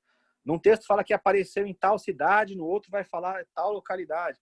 Então, assim, não havia essa preocupação. Tem muitas coisas que são mais simbologia, são colocações de locais para dar um entendimento do que a própria necessidade de escrever literalmente, né? O Zé até colocou aqui que o cristianismo fala de ação mais do que oração, né? Mais do que o cristianismo de fato é a prática, né? Não é a fidelização ao texto como os fariseus faziam. O irmão Eduardo colocou aí uma pergunta acerca da Shedd e da Thompson. Então, meu irmão, essas Bíblias, a gente entra mais na questão dos comentários bíblicos, né? Então, não seria mais a questão das versões, mas dos comentários. São duas Bíblias interessantes, né? O Shedd era um homem muito estudioso, um doutor no Novo Testamento, né? Um homem de Deus também. Faleceu há pouco tempo, o Dr. Russell Shedd. Eu cheguei a conhecê-lo pessoalmente, né? Foi um homem assim ilibado. Muito boa a Bíblia dele. Não é uma Bíblia que é exaustiva, ou seja, não tem todos os versículos comentados, como o Champlin, né? O Champlin tem uma obra que ele comenta todos os versículos, mas o Shedd não. Mas assim, é uma obra segura. É uma obra que vai diferenciar alguns pontos de crença. Lógico, cada Bíblia de estudo vai seguir a orientação ali do autor. Mas é uma Bíblia que procura trabalhar as palavras de uma maneira muito técnica. A Bíblia Thompson, o que chama a atenção nela é a forma de estudo dela. Ela é muito bem colocada naqueles números que a gente vê na página, né? A Bíblia não fica toda cheia de comentários, ela fica com os números indicativos, onde você vai no final da Bíblia, pega o número que ela indicou e aí você vê a explicação lá. Então é uma Bíblia muito boa. A Thompson foi a primeira Bíblia que eu adquiri, que eu tive, foi a Thompson. Eu gosto muito da forma de estudo. A Bíblia Dake, que é uma Bíblia muito condenada pelas pessoas através de heresias, né, ensinos dissonantes. O que eu gosto da Dake, por exemplo, está até aqui atrás, ó. A Dake, ela tem a forma de estudo do Dake é interessante. Ele passou 40 anos para formular essa Bíblia, né? Então você vê, um homem estudou 40 anos fazendo anotações, comentários para editar essa Bíblia, aí a pessoa fala, é heresia. Ela lê lá um blog, viu uma pregação, já chama de heresia. É perigoso isso. Embora tenha alguns ensinos bem diferentes mesmo, é válida pela forma que ele colocou os estudos. A forma que ele liga as palavras que aparecem no texto, as questões das perguntas, como ele trabalha. Então também é uma Bíblia válida para ter. O importante é a gente não ficar bitolado numa Bíblia. A pessoa pegar uma Bíblia e falar, não, essa aqui é a melhor, e ficar bitolado nela. Não. O quanto de oportunidade você tiver de ter mais Bíblias para você consultar é válido, né? Para você comparar as interpretações e tal. E não ficar preso a uma versão só, achar que aquela versão caiu do céu e que ela é a única que serve. Irmão Wilton, Pois é isso. o interessante também nessas questões de versões é que a Bíblia, na questão racial, que eu milito e gosto muito, Sim. tem situações que ela omite a questão da cor da pessoa, da racialidade da pessoa. Tem Bíblias, por exemplo, em Cantares de Salomão, 1:5, que fala sobre Morena. Fala sobre morena, mas a original é negra. A original é negra. Então lá está morena. Porém, esse porém também é imposição. Porém, linda. É a questão dos cabelos de Jesus encarapinhado e etc, etc, etc. Nós costumamos dizer, isso é uma questão minha, né, que a Bíblia foi embranquecida. A Bíblia foi embranquecida, europeizada na questão da tradução. Mas esse é um outro papo, mais por uma questão racial, podemos dizer assim, quando nós tivermos a oportunidade. É muito vergonhoso isso, é assustador. Situações da Bíblia que você vê que, entendeu? Algo assustador, mas importante que Jesus não faz acepção de pessoa. O Zé Luiz está aqui ainda. O Zé Luiz conhece o pessoal lá do SEB, Centro de Estudos Bíblicos, lá do Rio Grande do Sul. Carlos Mestre, aquele pessoal lá. Eles têm muito material no site deles sobre isso. Depois eu vou querer pegar. Aqui, eu só não sei onde que está agora, mas eu tenho aqui que ele fala sobre o Israel Negro. Não sei se você já viu esse tema também, Isaías. Poxa, eu queria ver isso aí. Eu queria ver isso aí, isso é bênção. É no SEB, no site do SEB lá. CEBI. CEBI.org. É Centro de Estudos Bíblicos, lá, do pessoal do Carlos Mestre. Lá você vai ver isso aí. Depois eu vejo contigo isso. Muito material sobre isso. Eles falam sobre o Israel negro. Tem um que fala assim, Israel começou negro. Aí você vai ver lá, ele vai explicando. Que bom. É interessante. Bênção pura. Eu queria também ressaltar a qualidade, para a glória de Deus, né, do nosso professor, do irmão Wilton. O irmão Wilton tem mais de 300 Bíblias, Wilton. A Sheila perguntou isso aí. Né? A última vez que contaram, tinha 384. Então, isso Mas ele acabou esquecendo que tem uma, 385. Isso é muito bom, é bênção e nos incentiva, né? Nos incentiva a buscar, eu sempre digo, para a glória de Deus, né? O fortalecimento na palavra, entendeu? Muito mesmo, glória a Deus. O irmão Marco Aurélio está na área, irmão Marco Aurélio?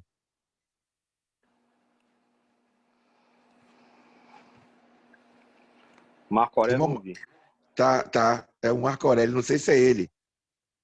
Marco Aurélio? Tá, ele tá aqui, ó. Tá. É ele sim. Amém. Glória a Deus. Glória a Deus. Isaías. Ele respondeu aí, ó. Ele respondeu, estou sim.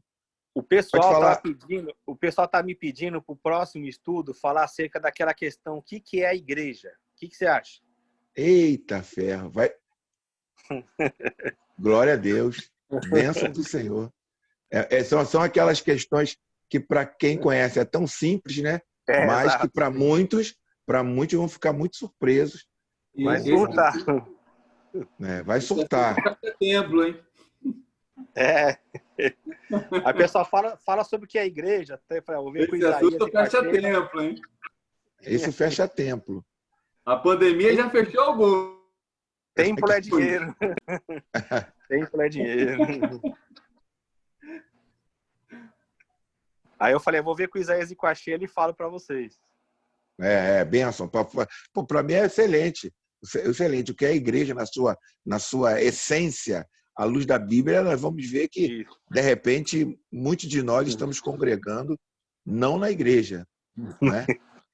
Nós podemos estar até na igreja de Cristo, vamos entrar naquela questão dos desigrejados, né? Dos desinstitucionalizados, né? Desdenominacionalizados. Desdenominacionalizados. Isso aí é assustador o que vivemos hoje. É bênção pura. Agora, eu tenho estado muito feliz com os irmãos que estão aqui, que são assíduos, né? Aqui na nossa igreja aqui, que se reúne aqui, né?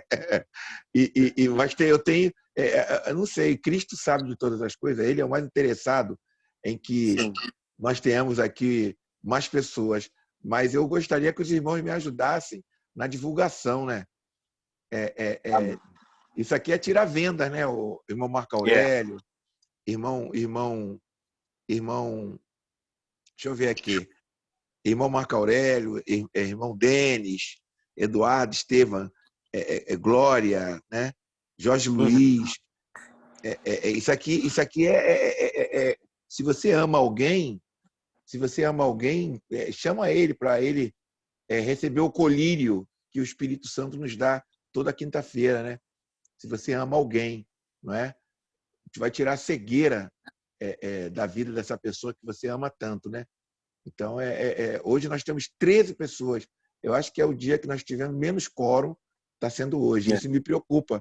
Me preocupa em que sentido? Que Deus não está se agradando do trabalho? Não. Me preocupa a nível de escuridão, cegueira que as pessoas têm vivido. Amigos nossos que nós amamos, que gostam de fazer a obra, isso que é loucura.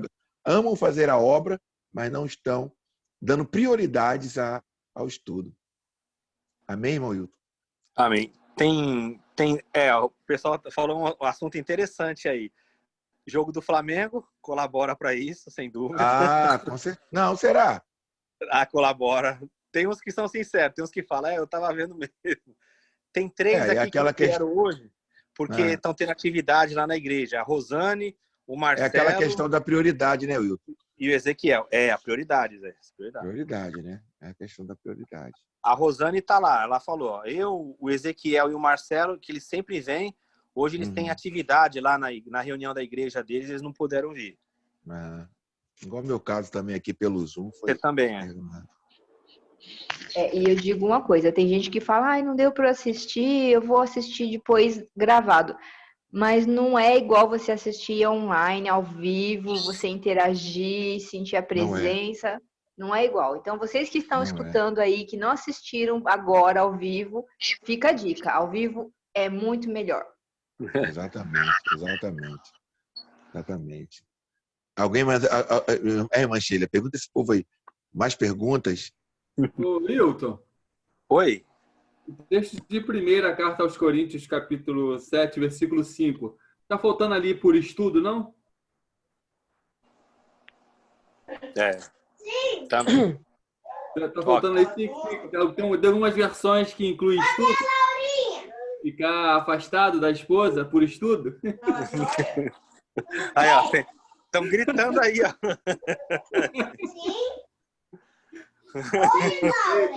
Ó, eu vou falar um negócio para vocês aqui, ó. Hoje em dia, aí o texto fala assim, né, ó, para que Satanás não nos tente, né? Hoje tem uma classe de pessoas aí que eles servem a esse modelo aí. Cadê seu esposo? Tá estudando muito, tá trabalhando. Esses aí são chamados amigão do Zap. Sabe o que é amigão do Zap? O amigão do Zap é aquele que aparece quando o marido tá ausente. Jesus. Conta aquela história de novo, Wilton. Oi? Conta aquela história de novo. Qual? A mãe te procurou dizendo que você estava mandando muito estudo pro marido dela. Foi. Não, foi o seguinte. Isso aí foi no seminário. Vou falar o que aconteceu lá. Colocaram eu para dar aula no seminário na sexta-feira à noite. As 2 últimas aulas de sexta-feira. Aí você imagina como é que era. O pessoal já estava cansado e tal, e eu vinha com matéria pesada. Era teologia sistemática, cristologia, era matéria pesada. Aí as 2 últimas aulas eram eu. Antes de mim era o Joel. O Joel era um pastor batista que numa aula lá ele rasgou a Bíblia. E ele fazia... O Joel entrava com Nietzsche na sala, com material do Nietzsche para os alunos lerem. Você imagina como que o pessoal ficava com a cabeça. Aí vinha eu, e por último, eu entrava quente. Eu chegava, vinha com a apostila, já dava, escrevia na lousa. Aquela matéria de cristologia, união hipostática, os credos de Calcedônia. Era um negócio pesado. Aí, seminário, né? Os caras estavam pagando, tinha que formar pastores lá. Aí, o camarada chegava, ele saía do seminário chorando, só que eu não sabia. Ele saía chorando, falou que tava dor de cabeça e chegava em casa. Aí, ao invés de ele cumprir o papel que está aí em 1 Coríntios 7, ele chegava e caía para dentro, começava a estudar, porque ele ficava com raiva que tinha coisas que ele não entendia. Aí isso aí foi acontecendo, né? 1 semana, 2, 3. O Carlinhos está aqui, ó, falando tempos bons. Ele lembra como era o seminário. Aí teve um dia lá que eu estava chegando no seminário, tinha uma senhora me esperando. Senhora que eu digo é porque ela era casada, mas ela era nova, né? Aí ela chegou e procurou lá, a Isabel lá, falou, ó, tem uma moça querendo falar contigo. Aí eu até pensei que era alguma aluna que ia entrar no seminário, porque às vezes o pessoal procurava para assistir aula, perguntava, né, posso assistir sua aula? Eu deixava, não tinha que pagar nada. Aí ela veio falar comigo, ela falou, posso falar com o senhor? Eu falei, pode. O senhor é professor tal? Eu falei, sou eu. Meu marido é fulano de tal. Eu falei, pois não, tá. Então, eu queria dizer um negócio pro senhor, que as suas aulas estão prejudicando o meu casamento. Aí eu olhei e falei, como é que é? Ela falou, não, suas aulas estão prejudicando o meu casamento, porque o meu marido chega em casa, tal, ele não me procura mais, porque ele diz que ele quer entender o que você fala, as coisas. Aí eu cheguei para ela e falei, minha senhora, infelizmente eu não posso ajudar a senhora. O que eu posso falar é para a senhora conversar com seu marido, para ele dar um tempo aí, porque assim, não é só ele que tem aula comigo. Eu acho que a maioria não está tendo esse problema, né? Mas, enfim, eu acho que o homem jogou na questão dos estudos, a deficiência lá no matrimônio, que hoje, infelizmente, ele está separado dela, né? Ele deixou. Eu acho que isso, Jesus? Meu Deus. Mas não era, também... eu acho, Mas deve não era teologia. Não era Bíblia. Ele usava como desculpa a teologia, mas não era teologia. Não era teologia. É que a pessoa fala para a esposa, tô trabalhando muito, tô cansado. Não é o trabalho, é que a pessoa tá borracha fraca mesmo. Aí ela foi falar comigo lá no seminário. Daí eu falei, poxa, não posso ajudar a senhora, infelizmente. Meu Deus. Então não precisa chegar nesse ponto, né? Vamos lá, gente. Alguma pergunta a mais? Isaías, o texto de final de Marcos é um complemento mesmo do Evangelho de Marcos? Não sei se você falou, eu cheguei depois. É um complemento ou um suplemento, né? Tem essa questão. É um acréscimo redacional, como é chamado. Né? Que não muda nada, porque era a crença deles lá, era o dito de Jesus, né? Certo, ok. Amém. Vamos lá, irmã Sheila, pode continuar dirigindo aí, que a senhora que é a pastora, apóstola hoje. Nossa aí. pastora Sheila. Não, é o irmão Isaías, eu só cobri enquanto o irmão não chegou, as honras são suas, eu nem tenho esse sotaque de irmão Isaías, não tenho. Vamos lá, então, para cumprir Gálatas 6 ali, que diz que nós devemos abençoar aqueles que nos ensinam, né? Financeiramente. Vamos ver a conta para os irmãos abençoarem o irmão Hilton, porque ele precisa de dinheiro para comprar mais Bíblia. Hoje é benção dobrada, hein? Né? Hoje é unção dobrada. Dia do professor? Exatamente. Vamos lá. É Banco do Brasil, agência. Anotem aí os irmãos que estão novos aqui, que não anotaram ainda. Banco do Brasil, agência 28622. Agência 28622. conta 29.824.7. Conta 29.824.7. CPF 285-753-398-50. 285-753-398-50. Wilton José Chine. Wilton José Chine. É importante nós abençoarmos o servo do Senhor, porque é bíblico. Não tem valor estipulado, mas é o que o Espírito Santo tocar no coração dos irmãos. Amém? Então é um prazer muito grande ter os irmãos aqui. Hoje o irmão Márcio está participando. O irmão Denis. O irmão Denis é o Denis, Márcia? Irmão Denis? Quem é o irmão Denis, o irmão Hilton? Você conhece? É o meu esposo. É o esposo da Sheila. Irmão Hilton, você conhece o irmão Denis? É o esposo da Sheila. Ah, o esposo da Sheila, que eu e o Márcio... É o chefão. Ô, glória! Eu e o Márcio temos um irmão chamado Denis também. A irmã Glória, o José Luiz. O pessoal perguntou se o Denis era o meu irmão uma vez. Eu falei que eu tenho um irmão que parece mesmo com ele. Ah, sim. Tá. Então é bênção. Para a glória do Senhor. Mais alguma consideração final, irmã Sheila? A Glória fez oração hoje, Isaías. Oi. Quem orou hoje foi a irmã Glória, no início. Ah, essa que tu falou, essa que você falou que é canela de fogo, né? Ela é professora da Bahia. Ô, glória! Amém, glória a Deus. Fala, oi, Denis. Olha ele aí, pessoal. Isaías. Boa noite, irmão Denis. O irmão Denis fala muito na aula, irmão. Eu fico só observando, para não falar besteira. Estou só aprendendo. Irmão. Amém, irmão. Amém. O irmão, com certeza, é o ofício do crente ser o multiplicador, né? Multiplicador do que nós falamos aqui. É bênção pura. Irmão Marco Aurélio, por gentileza, pode orar para nós encerrarmos a nossa reunião, irmão Marco Aurélio. Eu não sei se ele está aqui ainda, vamos ver. Irmão Marco Aurélio. Sim, Varinho, estou aqui. Amém. Por gentileza, o que o irmão Marco Aurélio tem achado da aula? Dá um citrepe para nós aí, por gentileza, irmão Marco Aurélio. Não, como sempre, ótimo, né? Parabéns ao professor aí, a irmã Sheila pela condução, né? Amém. Foi benção, Isaías. Foi benção. Tem sido benção. Qualquer dia desse, irmão Marco Aurélio vai nos abençoar com a aula sobre Bolsa de Valores. Opa, legal, né? Investimentos. Legal. Mas o irmão Wilson está fazendo investimento melhor, viu? O investimento dele está muito melhor, hein? Aqui se corrói, aqui se perde, né? Ele está com 380 Bíblias aí, meu irmão. Coisa linda.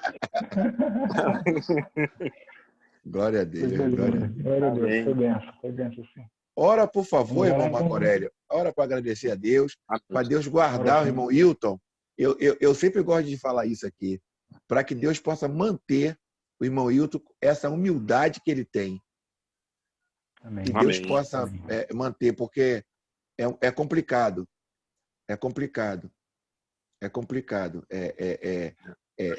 Nós sabemos nas nossas comunidades pessoas que não têm o mínimo de conhecimento, têm uma arrogância podre. Tá bom, irmão Corélio? Ora, por favor. Amém, Jesus. Amém. Vamos orar. Deus amado e Deus querido, nós te louvamos nessa noite, Senhor Jesus. Amém. Damos graças, Senhor, por estarmos aqui mais uma vez. Damos graças pela vida dos nossos irmãos, em particular pela vida do pastor Hilton, Senhor Jesus, porque tem se dedicado, Senhor Jesus, tem mostrado toda a sua dedicação e paciência, Senhor Jesus, com as nossas perguntas, Senhor. Que o Senhor possa cobri-lo com tuas asas, Senhor Jesus, dando graça, tendo misericórdia da sua vida, Senhor Jesus, para que ele se mantenha firme na tua palavra, firme no teu propósito, Deus. Nós te agradecemos verdadeiramente, Senhor Jesus. Hoje, aqui, nós comemoramos o dia do professor e nós damos graças Cobre ele com teu pela sangue, sua Senhor. vida, Deus. Amém, Cobre Jesus. o nosso irmão com teu sangue, Senhor Jesus, e continue Aleluia. motivando, ó Deus. Tu sabe a maneira pela qual o Senhor deve Amém, motivá-lo, Jesus. como ele se sente motivado, Senhor Jesus, que o Senhor Amém, Espírito Jesus. Santo possa continuar tratando do teu filho, porque ele tem Amém, sido Jesus. bênção em nossas vidas, tem nos ajudado, Senhor Jesus, a viver nessa sociedade podre, uma sociedade difícil, Senhor Jesus, que nós temos que combater dia a dia. Ele tem colaborado, Senhor Jesus, para que nós continuemos fortes e firmes diante de Ti. Amém, Jesus. Muito obrigado, Deus. Muito obrigado pela vida de cada um aqui presente. Amém, Aqueles Jesus. que não vieram, Senhor Jesus, cobrem com Tuas mãos, ó Deus. Tragam na próxima Amém, Jesus. quinta-feira, Senhor, no nosso estudo, Pai. No nome de Jesus, eu louvo e te agradeço por tudo que Tu tens feito Amém, para Jesus. pelas nossas vidas, Pai. Amém. Amém. Amém. Irmãos, antes de terminar, eu gostaria de contar algo que aconteceu na vida do irmão Marco Aurélio, que eu conversei com a minha esposa aqui, Marco Aurélio. Algo que aconteceu com você é interessante. É que ela foi recepcionar um rei da Nigéria aqui no Rio de Janeiro. E é o que acontece. Eu comentei com ela o que aconteceu com o irmão Marco Aurélio, que ele foi fazer um amistoso, um jogo festivo em Roma, quando ele jogava na Itália. Então, para você bem rápido, no final do jogo, foram receber uma medalha, uma congratulação do Papa. O irmão Marco Aurélio, se não me engano, era o capitão do time e foi receber. Então, o de praxe é o quê, Hilton? Se ajoelhar, né, e beijar a mão do Papa, né? O irmão Marco Aurélio escandalizou Roma todo. Não se dobrou e não ajoelhou a mão do Papa. Não foi, Marco Aurélio? O jornal do dia seguinte, esportivo, tu imagina? Quebrou o protocolo. Quebrei o protocolo, né? Quebrei o protocolo porque, assim, eu nunca tive, nem passou pela minha cabeça fazê-lo, né? Mas era praxe, era jubileu, o jubileu, não lembro bem, mas 2000, eu estava em Vicenza, deve ter sido 2001, 2001, por aí. Tinha lá o jubileu, então era o João Paulo II ainda, se não me engano. Sim. Era o João Paulo II. Aí teve essa festa e eu era o capitão dos estrangeiros, para a seleção estrangeira contra a seleção italiana. E fomos lá receber a nossa medalhazinha. E aí, quando chegou a minha vez, eu não me ajoelhei diante dele, né? E isso aí me trouxe alguns problemas, obviamente, né? Porque na sociedade, no clube, no vestiário, as pessoas não gostaram muito, né, da minha atitude, mas tinha um irmão, até contei isso no outro grupo, que quando me perguntaram, que teve um rapaz que falou assim: Marco, a partir de agora eu acredito no que você fala em relação a Deus, porque eu estava só esperando você se ajoelhar para eu dizer que tudo aquilo que você me contava, tudo aquilo que você me falava era mentira. Entendeu? Enquanto os outros todos, né, no outro dia, ficaram me olhando de cara feia dentro do vestiário, ele veio, depois do treino, ele veio me falar isso. E, glória a Deus. assim, eu não vejo isso como, sei lá, algo de especial, acho, mas também reconheço que nem todo mundo tem a personalidade para o fazer, né? É verdade. Sim. Glória a Deus, glória a Deus. Irmãos, aí, praticamente o que aconteceu com o irmão aí é quando a gente começa a estudar, né? Verdade. Passa a ser... Tu passa a ser o agitador de Israel. A tradição, justamente. Tu passa a ser o agitador de Israel, porque tu vai perguntar em amor a tua liderança. Pastor, por favor, me explica isso aqui. Aí começa, aí já era.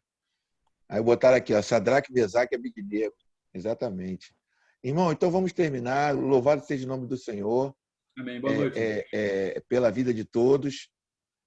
Deus abençoe a todos os irmãos, tá bom? Um beijo no coração. Vamos divulgar, vamos espalhar essa aula aqui às quinta-feiras, tá bom? Amém. Olha o trânsito. Beijo. A paz. ao trânsito. Amém. Glória a Deus. Amém. Deus abençoe. Tchau, tchau.